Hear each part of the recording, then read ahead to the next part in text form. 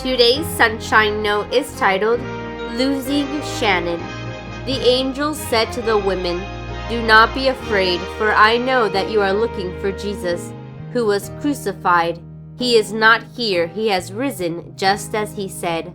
Matthew 28, verse 5 and 6. "Nancy," a voice cried into the phone, "Shannon has been murdered." The phone slowly slipped from my hand and I nearly fell to my knees in shock and grief.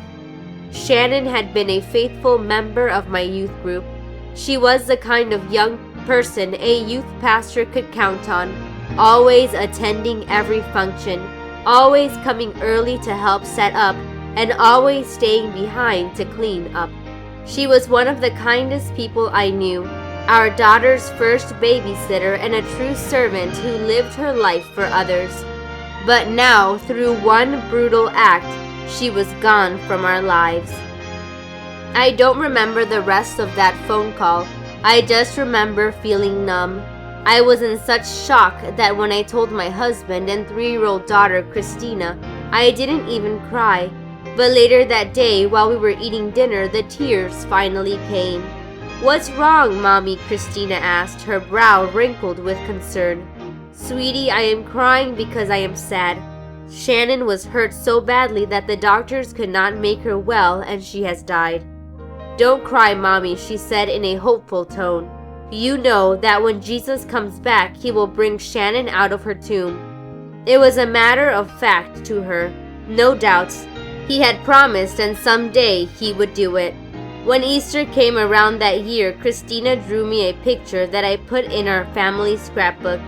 If you looked at the picture, it might look like circles, lines, and scribbles, but to me it looks just like what Christina said it was. The sun shining brightly, an angel in the sky, a smiling Mary, and Jesus standing next to an empty tomb. To me, it speaks of the faith of a little child who simply believes this, that just as Jesus promised he would rise, and he did, he promises to rise those we love, and he will. Jesus said to her, "I am the resurrection and the life. He who believes in me, though he may die, he shall live. And whoever lives and believes in me shall never die." Do you believe this? Yes, I do. Believe with me, when it comes to the resurrection, he has got your back. The angel said to the woman, "Do not be afraid, for I know that you are looking for Jesus, who was crucified.